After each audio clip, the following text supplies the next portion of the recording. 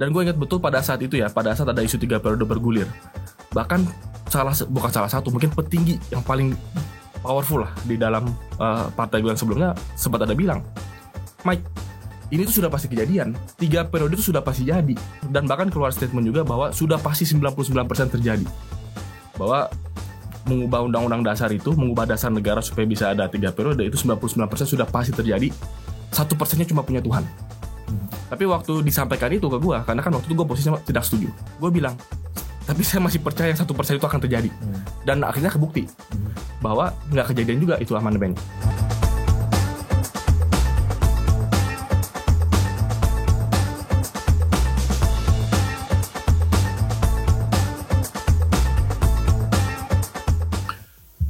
Melihat segala perkembangan situasi politik Indonesia belakangan ini, tidak sedikit orang yang mengatakan bahwa kualitas demokrasi Indonesia sekarang berada di persimpangan jalan.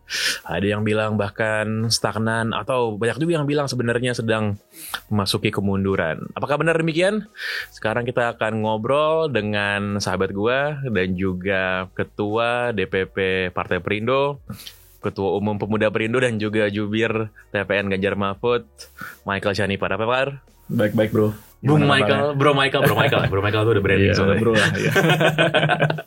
Oke, kita melihat ya, bro, bahwa nggak sedikit orang yang menyuarakan hal yang tadi gue bilang, intelektual, lalu juga aktivis demokrasi, kalangan mahasiswa, dengan apa yang terjadi kemarin di Mahkamah Konstitusi, lalu juga MK, lalu juga proses yang terjadi di lapangan juga sekarang, kita mendapatkan banyak laporan, banyak berita ya, terjadi intimidasi dan lain sebagainya. Secara umum sebenarnya lo melihat sekarang demokrasi Indonesia ini seperti apa sih dan akan bergerak ke arah mana? Ya. Nah tadi kan bro ada memperkenalkan gue dengan beberapa posisi ya. Tapi ya gue mungkin bicara di sini terlepas dari apapun posisi gue. Gue bicara sebagai seorang diri gue sendiri aja. Tidak mewakili siapa-siapa. Tapi sebagai seorang pemuda yang peduli politik, yang sudah terjun di dunia politik Indonesia hampir 12 tahun. Jujur gue sangat resah. Itu perasaan yang sudah berbulan-bulan ini gue rasakan sampai sekarang. Dan terefleksikan dari perkembangan situasi gitu. Drama-drama yang ada dan kejadian di MK juga salah satu yang menurut gue sangat signifikan gitu ya. Yang menurut gue itu mungkin bagi kita yang sekarang menjalani, oh ya udahlah itu mungkin hal yang biasa dalam manuver politik, tapi bagi gue itu adalah momen sejarah. Momen sejarah yang akan selamanya dicatat di dalam Republik Indonesia. Pernah ada kejadian seperti ini, yaitu suatu Mahkamah Konstitusi yang ya sudah diungkap juga oleh Majelis Kehormatan. Gue rasa bukan sekedar asumsi desas-desus lagi. Oh ya, walaupun mungkin Majelis Kehormatan tidak sejauh itu, tidak lebih jauh lagi begitu ya, karena hanya berhenti di etika dari hakim-hakim Mahkamah Konstitusi saja, termasuk ketua MK-nya begitu. Tapi tidak menelusuri lebih jauh kenapa itu bisa terjadi dan apa sebenarnya yang di belakangnya yang membuat itu bisa terjadi. Tapi ya kita yang pengamat atau yang mungkin sudah biasa terjun di dunia politik atau sekedar inilah menggunakan logika dan akal sehat kita, ya gua rasa secara objektif berbicara nggak mungkin ini kejadian begitu saja begitu. Rasanya banyak rentetan kejadian ini ada satu arus yang sudah dipersiapkan dan sedang terjadi yang akan mengikis demokrasi. Dan itu kenapa orang seperti gue yang sangat percaya dengan demokrasi, dengan konstitusi, dengan kalau istilahnya itu ada pemisahan kekuasaan, separation of powers, checks and balances, bahwa tidak ada satupun institusi di Republik ini, lembaga tinggi negara semuanya itu tidak ada yang lebih tinggi daripada konstitusi. Semuanya harus tunduk kepada konstitusi. Itu sebenarnya sangat jelas. Dan kalau kejadian-kejadian seperti yang terjadi di Indonesia ini terjadi di negara-negara lain, saya yakin konsekuensinya akan lebih signifikan begitu. Tapi karena kita memang masih negara yang berkembang secara demokrasinya, ya seolah-olah ini hal yang masih dimaklumi. Padahal sebenarnya menurut saya ini satu, ya gue berani bilang ini pelecehan terhadap konstitusi begitu. Dan itu yang sangat gue yakini sekarang. Dan lo ngelihat gimana sih sebenarnya reaksi dan respons dari masyarakat gitu? Apakah publik berbagi sentimen yang sama bahwa memang ada sesuatu yang salah dengan bagaimana demokrasi dan negara kita berjalan sekarang? Memang ada yang ngaco apa yang lo tadi sebut dengan pelecehan konstitusi, atau lo sebenarnya melihat masyarakat cenderung apatis atau menerima-nerima aja, bro? Ya, kalau dari lingkaran yang gue ketemu ya mungkin yang di kalangan muda, kelas menengah, ya kekritisan itu ada. Sebenarnya ngerasa ini apaan sih, begitu tuh ada.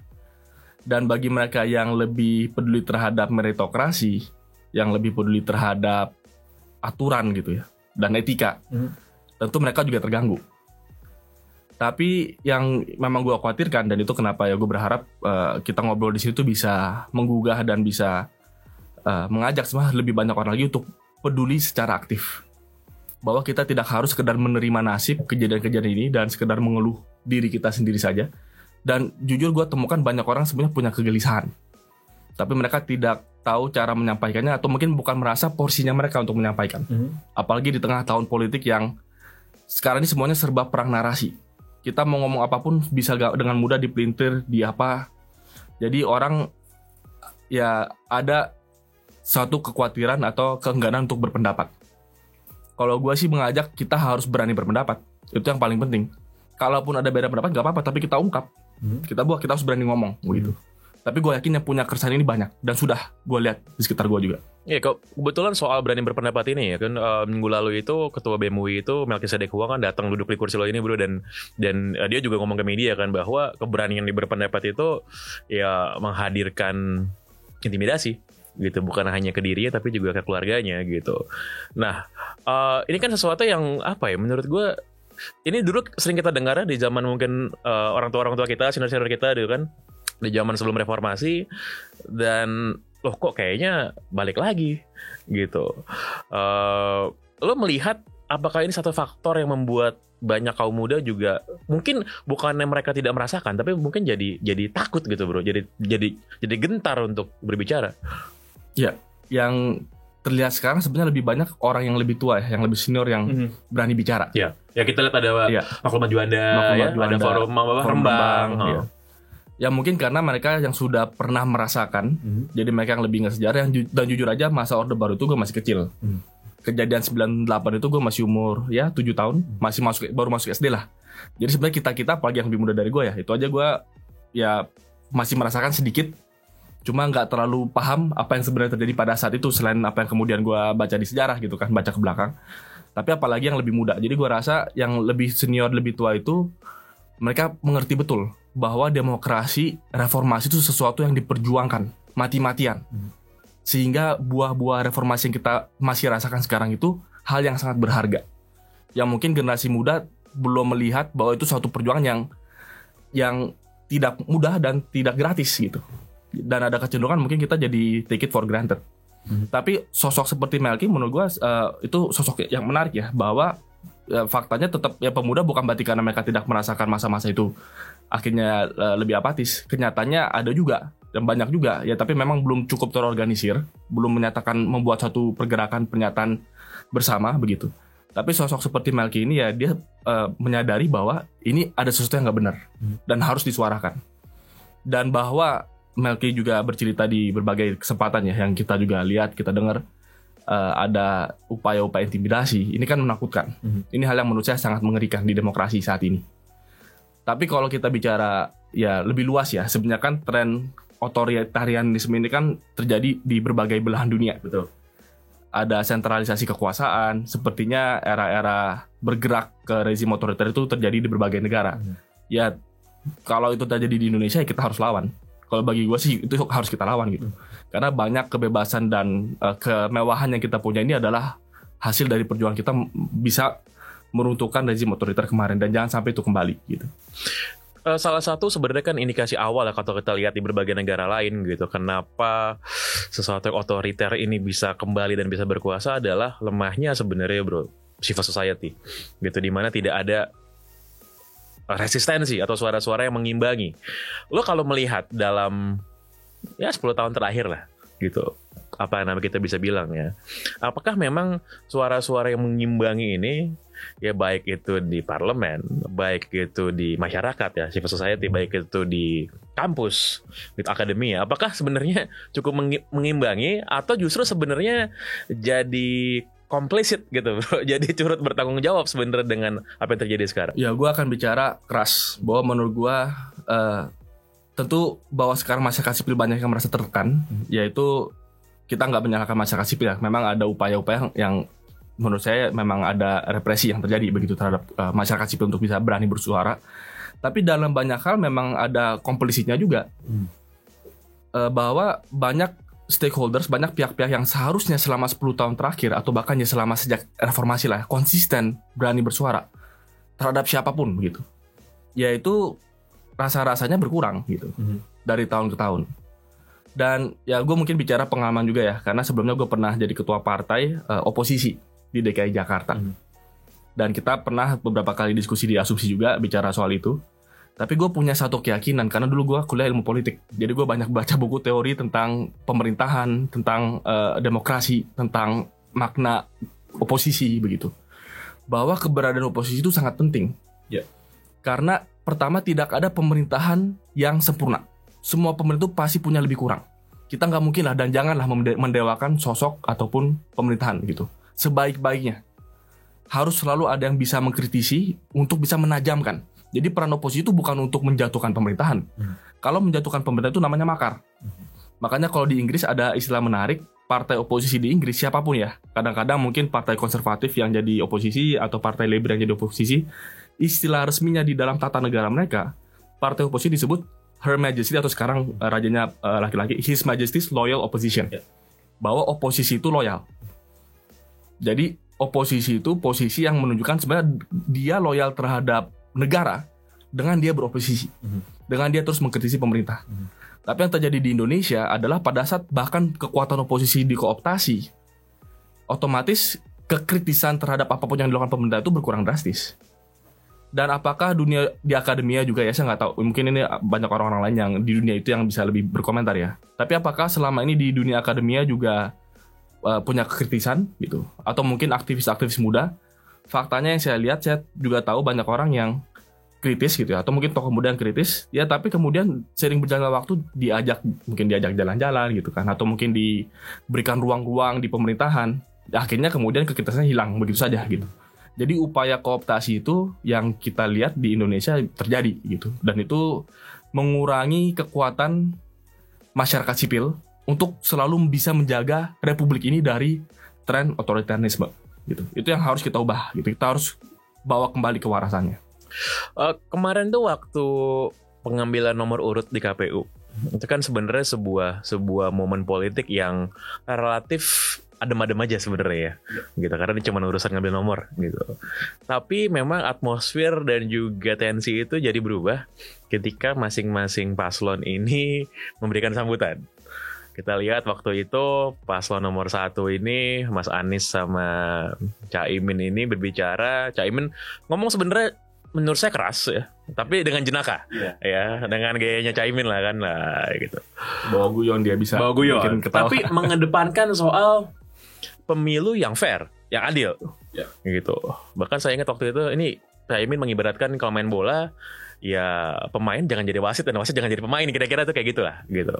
Yang juga direspons oleh paslon nomor 2, Pak Prabowo dan Mas Gibran, dengan sentimen yang kurang lebih serupa lah, gitu. Tapi paslon nomor 3 ini, Mas Ganjar dan Prof Mahfud, saya rasa yang responsnya paling, saya bisa bilang keras ya, gitu. Mas Ganjar bilang bahwa ini banyak drakor, lalu juga demokrasi itu kayak air ya, tidak bisa dibendung, akan mengikuti jalannya, bisa lurus bisa berliku tapi pasti akan menemukan jalannya. Nah ini kan sebenarnya sebuah alarm ya bro ya, bahwa ada pesan yang ingin disampaikan ke masyarakat Indonesia bahwa kita tidak berada di situasi yang normal-normal aja gitu. Nah apa yang sebenarnya mesti dicermati nih dari titik ini sampai nanti 14 Februari ketika kita pemilu? Ya, yang pertama setuju tadi analisanya bahwa ya gue juga ada di situ pas pengambilan nomor urut, dan dari paslon nomor 1 berkali-kali menyuarakan dan menegaskan harapan supaya pemilu itu bisa adil. Ya sebenarnya kan kita kalau membaca read between the lines dengan kalimat-kalimat itu kan sebenarnya berarti ada satu kekhawatiran, ada concern bersama gitu, yang dimiliki oleh mungkin beberapa paslon dan masyarakat sipil juga. Jangan sampai ada kekuatan-kekuatan yang kemudian masuk ke dalam proses pemilu ini yang membuat jadi tidak adil. Jadi itu hal yang sangat penting ya. Tapi kalau paslon nomor 1 menyatakannya mungkin dengan gaya guyonannya itu, kemudian paslon nomor 2 juga Pak Prabowo juga ada sempat sebut hal tersebut, tapi memang yang paling keras itu Mas Ganjar. Dan kita bisa melihat ada aura aktivisnya nih gitu. Mungkin kalau Pak Ganjar yang sebelum-sebelumnya lebih banyak membawa pembicaraan itu lebih ringan begitu ya. Tapi kalau sekarang kita melihat, kalau saya boleh bilang ada sisi lain Ganjar yang akhirnya ditunjukkan. Bahwa ini perjuangan begitu. Bahwa ini bahkan perlawanan. Jadi kalau ada yang macam-macam berani menggunakan kekuatan apapun, bahkan kekuatan negara begitu, untuk berlaku yang tidak adil, harus kita lawan. Statement itu saya rasa sangat keras dan jelas disampaikan. Bagi kita yang mendengarkan, kita tangkap pesan itu. Bahwa kita tidak akan tinggal diam-diam saja. Apapun risikonya, apapun konsekuensinya. Tapi bagi kami pemilu 2024 ini lebih besar dari sekedar memilih seorang presiden. Setuju. Ini bukan bicara sekedar siapa sosok individu yang berkuasa. Tapi kita bicara menjaga reformasi, menjaga tata negara kita, dan memastikan bahwa demokrasi di Indonesia ini kokoh dan tidak bisa diganggu-gugat oleh siapapun yang mungkin merasa sedang di atas angin atau mungkin merasa sedang memiliki kekuasaan untuk seolah-olah bisa melakukan itu. Itu pesan dari Pak Ganjar. Dan apakah ketika pesan tersebut sudah tersampaikan kan, lalu kita bisa melihat juga bagaimana respons terhadap pesan tersebut? Sebagian tentu saja yang menangkap positif ya, seperti kita berdua lah. Ya kita tentu saja tergugah dan melihat oh iya betul, kita harus fight. Perjuangan ini bukan cuman urusan siapa yang menang pemilu, bukan cuman urusan Ganjar atau urusan Mahfud, tetapi juga urusannya soal negara kita gitu, soal perjalanan kita sebagai sebuah bangsa. Dan saya rasa banyak pihak sepakat dengan hal itu. Tapi kan kalau kita lihat juga ya, bro, bagaimana usaha-usaha yang terjadi belakangan ini kan dilakukan secara sistematis nih. Menurut gue usaha-usaha yang kita bisa sebut ini merongrong kualitas demokrasi kita. Dilakukan dengan sistematis, dilakukan dengan luas gitu. Dan gue sih tidak bisa melihat ya bahwa ini akan hilang gitu aja. Memang kan salah satu sifatnya power itu, sifatnya kekuasaan itu adalah dia tuh pengen preserve itself kan, mau melestarikan kekuasaan itu selama-lamanya gitu. Dan ini bukan proses yang terjadi gue rasa 1-2 bulan bro. Ini gue rasa sih prosesnya terjadi lebih lama lagi gitu, mungkin tahunan gitu. Kita nggak nyangka aja. Mungkin kita nggak nyangka gitu. Gimana menurut lo bro? Ya setuju. Itu kan ada ada filosofinya, ada kutipannya begitu. Quotes yang sering ngomongin orang adalah power corrupts. Absolute power corrupts absolutely. Pada akhirnya kekuasaan itu memang memabukkan. Pada akhirnya siapapun yang berkuasa tidak ingin kehilangan kekuasaannya. Kalau bisa memperpanjang atau mungkin mengubah wujudnya menjadi wujud yang lain tapi tetap memiliki kekuasaan, itu pasti terjadi. Itulah kenapa dalam sepanjang sejarah demokrasi modern, muncullah yang namanya konstitusi. Konstitusi ini barang baru sebenarnya di dalam sejarah manusia. Bahwa ya mungkin kalau konstitusi yang paling terkenal ya di Amerika sendiri, itu adalah suatu proses deliberasi yang sangat panjang. Gue ingat dulu gue baca Federalist Papers gitu ya. Itu banyak argumentasi kenapa kita mau bikin negara seperti ini, federal, kenapa begini dan seterusnya gitu. Dan pemikiran-pemikiran itu juga muncul di Eropa, muncul di Asia pada saat banyak negara-negara merdeka gitu. Tapi karena peran konstitusi adalah itu. Kenapa kita butuh konstitusi? Karena kita paham bahwa manusia pada dasarnya bukan malaikat. Bahkan ada satu kutipan bahwa kalau manusia adalah malaikat, kita tidak perlu konstitusi. Bahkan kalau pemerintah adalah malaikat, ya kita nggak perlu ada namanya sistem pemerintahan. Karena semua pasti akan baik-baik saja. Tidak perlu ada check and balance, tidak perlu ada pemisahan kekuasaan. Tapi faktanya sejarah selalu membuktikan kekuasaan itu pasti ada risiko dan ada godaan. Jadi kita bukan bicara individu ya, siapapun lah, terlepas siapapun gitu, pasti selalu ada risiko untuk memperpanjang dirinya sendiri dan selalu meninggikan dirinya sendiri. Itu memang sifat dasar manusia. Manusia dikasih kekuasaan pasti akan mau lebih, kira-kira begitu, dan gak akan mau lepas. Makanya kita punya sistem tata negara, kita punya mahkamah konstitusi, punya ini, punya itu, punya partai oposisi. Itu bagian dari safeguards, bagian dari bagaimana kita menjaga supaya pemerintah pasti perlu kekuasaan, iya, untuk bisa berjalan, tapi jangan sampai kekuasaan ini di-abuse. Ada penyelewengan kekuasaan. Jadi sangat penting kita harus bisa menghentikan potensi-potensi itu. Tapi jangan sampai kemudian ya namanya kekuasaan seringkali meninabobokan masyarakat, membuat seolah semua baik-baik saja. Oh nggak apa-apa, ini baik, itu baik, dan seterusnya. Sehingga kekritisan kita akhirnya menjadi tumpul. Dan pada saat tiba momentum di mana kemudian bisa diubah hal-hal tersebut, itu terjadi dan masyarakat nggak siap. Nah, yang gue harap sebenarnya sudah banyak ya orang-orang yang menyuarakan, tapi gue berharap kita khususnya mungkin yang masih muda-muda juga, ya kita harus berani lebih kritis lagi sekarang. Jangan kita menganggap demokrasi kita, jangan kita menganggap kebebasan yang kita punya sekarang itu sekedar ada begitu saja. Di dalam negara manapun tidak ada kebebasan yang dimiliki begitu saja. Betul. Semua adalah hasil pengorbanan. Dan kita sekarang sudah punya itu, jangan sampai kita kehilangan itu. Betul. Dan memang kita tidak boleh take for granted ya, bahwa kebebasan ini, demokrasi kita ini akan terus ada tanpa kita ngapa-ngapain. Gitu. Bahwa ini bisa saja tercerabut dan hilang gitu, seperti apa yang pernah kita alami selama lebih dari 30 tahun gitu. Nah, di sisi lain, gue rasa cukup wajar ya bro, bahwa orang itu, publik itu merasa kecewa dengan partai politik. Kenapa? Gue orang yang tahu dan percaya bahwa partai politik adalah sebuah keniscayaan dalam demokrasi. Tapi di sisi lain, partai politik yang harusnya menjadi tempat wadah untuk menampung aspirasi masyarakat ini, termasuk juga untuk bersuara melawan hal-hal yang dianggap tidak adil atau bertentangan dengan konstitusi. Tapi justru ya tidak sedikit partai politik yang justru kalau tidak bisa dibilang mendukung, paling tidak membiarkan bagaimana konstitusi kita itu diobok-obok. Gimana menurut lo bro? Ya, itu juga balik lagi ke sifat dasar manusia. Karena jangan-jangan partai-partai oposisi atau mungkin tokoh-tokoh oposisi juga dalam hatinya berpikir ya kalau aja gue bisa bagian dari itu, kira-kira gitu kan. Akhirnya kenapa partai-partai tidak tegas bersikap, atau mungkin kekuatan oposisi juga tidak tegas gitu ya dan keras? Ya mungkin ya bagian pertama, kekuatan oposisi dikooptasi, ya mungkin ditawarin ayo sudahlah gabung aja bagian dari gerbong ini, kita nikmati bersama. Itu satu hal yang pertama. Yang kedua, ya dan ini harus kita antisipasi ya, jangan sampai orang-orang yang kritis itu hanya kritis karena kebetulan mereka lagi di luar kekuasaan. Kalau nanti tiba-tiba berputar bergantian, mereka di dalam juga mungkin akan melakukan hal yang sama gitu ya, karena balik lagi ini sifat dasar manusia. Setiap kali manusia berhadapan dengan kekuasaan pasti tergoda begitu. Jadi ya gue termasuk orang yang yakin bahwa itu kenapa harus ada tadi safeguards. Konstitusi itu harus kita hormati. Aturan bermain supaya tidak ada yang curang. Tidak ada orang yang kemudian merasa punya kekuasaan kemudian dia bisa berlaku semaunya begitu. Dan kenapa masyarakat sipil jadi sangat penting. Karena masyarakat sipil bukan penikmat kekuasaan secara langsung. Tapi bagian dari masyarakat sipil mungkin ada yang tokoh-tokoh yang sedang dekat dengan orang yang lagi berkuasa atau lebih dekat ke yang oposisi dan seterusnya, itu dinamika yang wajar. Tapi secara umum kebebasan dan ruang dari masyarakat sipil ini harus selalu ada. Karena siapapun yang mau kiri atau mau kanan yang bergantian berkuasa, tapi masyarakat sipil ini menjadi satu konstan. Harus bisa menjadi satu konstan yang akan selalu mengawasi siapapun yang sedang duduk di singgasana kekuasaan.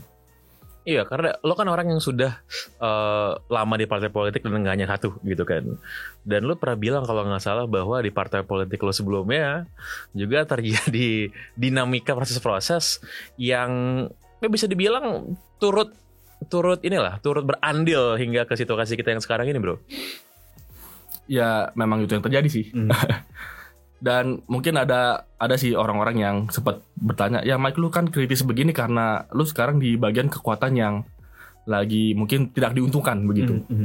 Ya tapi kalau gue sih melihat dari ini, siapapun yang mendengar bisa cross check begitu ya, bahwa gue rasa pemikiran gue konsisten dari dulu. Justru kalau gue berada di satu partai politik yang kemudian ingin melakukan sesuatu hal yang tidak sesuai dengan prinsip gue pasti juga lawan. Dan pernah kejadian dulu di partai gue yang sebelumnya, mau mendukung 3 periode gue lawan juga. Kalau misalkan pada saat itu gue udahlah, kita sebagai politisi yang mana yang bisa memberikan kita ruang kekuasaan, ya kita ngapain kita lawan. Dan gue ingat betul pada saat itu ya, pada saat ada isu 3 periode bergulir, bahkan bukan salah satu, mungkin petinggi yang paling powerful lah di dalam partai gue yang sebelumnya sempat ada bilang, Mike, ini tuh sudah pasti kejadian, 3 periode itu sudah pasti jadi. Ya ini kalau gue ngomong gini mungkin nanti orang ini ya, tapi ya gue bicara padanya nih, bahwa di dalam diskusi-diskusi internal pada saat itu memang disampaikan bahwa ada dorongan permintaan dari istana atau orang-orang sekitar istana, nggak tahu lah, kita kalau bicara istana ini siapa sih kita juga nggak tahu gitu kan, kayak ada makhluk apa begitu kan.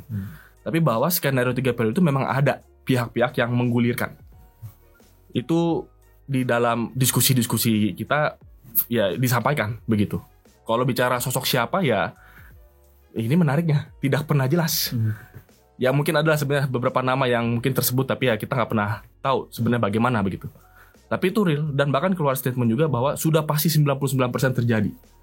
Bahwa mengubah undang-undang dasar itu, mengubah dasar negara supaya bisa ada 3 periode, itu 99% sudah pasti terjadi. 1%-nya cuma punya Tuhan. Tapi waktu disampaikan itu ke gue, karena kan waktu itu gue posisinya tidak setuju, gue bilang, tapi saya masih percaya 1% itu akan terjadi. Dan akhirnya kebukti bahwa nggak kejadian juga itu amandemennya. Dan itu keyakinan gue sekarang juga gitu. Mungkin banyak orang berpikir ada kekuatan-kekuatan yang sudah, ya udahlah ini yang nggak bisa dilawan lah. Ngapain kita kritis-kritis, ngapain kita mempermasalahkan siapa kita gitu. Tapi gue masih punya keyakinan seperti pidato Pak Ganjar kemarin, bahwa air itu dari atas gunung, dia pasti akan terus mencari cara untuk sampai ke laut. Mau dibendung bagaimanapun upaya manusia, tapi akan selalu mencari cara. Ini masalah keyakinan. Kalau hitungan di atas kertas secara politik, menurut gue sepanjang sejarah manusia banyak kejadian-kejadian yang tidak mungkin terjadi secara politik. Perhitungan gitu ya, kalkulasi. Tapi kejadian juga. Karena apa? Karena ada orang-orang yang masih punya keyakinan. Orang-orang yang masih punya prinsip. Dan gue berharap dan gue yakin bahwa jumlah orang itu tidak sedikit di Indonesia. Dan akan tiba saatnya berkumpul. Mau itu yang generasi tua, mau itu generasi yang muda. Dan saya berharap lebih banyak lagi orang muda yang berani bersuara. Pasti akan berkumpul. Bahwa air ini tidak bisa dibendung. Akan mencapai ke laut. Karena itulah impian bangsa kita. Trajektori kemerdekaan kita melalui proses reformasi adalah supaya kekuasaan ada di tangan rakyat. Bukan di tangan orang tertentu, individu tertentu, kelompok tertentu, atau keluarga tertentu. Luar biasa Bro Mike. Dan kayaknya apapun yang akan gue sampaikan berikutnya gak akan bisa lebih bagus dari yang tadi disampaikan oleh Bro Mike. Jadi kayaknya lebih baik kita cukupkan sampai di situ saja diskusi kita. Thank you Bro Mike. Kita semoga apa yang kita diskusikan pada kesempatan kali ini bisa sampai ke orang-orang yang kita harapkan bisa turut bersuara, bahwa ini bukan hanya keresahan atau aspirasi dari sebagian kelompok saja, bukan untuk urusan kepentingan politik pihak tertentu saja, bukan cuma sekedar urusan pilpres siapa yang jadi presiden, tapi urusan untuk kesejahteraan dan juga untuk masa depan Republik Indonesia. Thank you sekali lagi Bro Mike. Demikian asumsi episode kali ini. Saya Pangeran Syahan. Sampai jumpa pada kesempatan berikutnya. Bye-bye.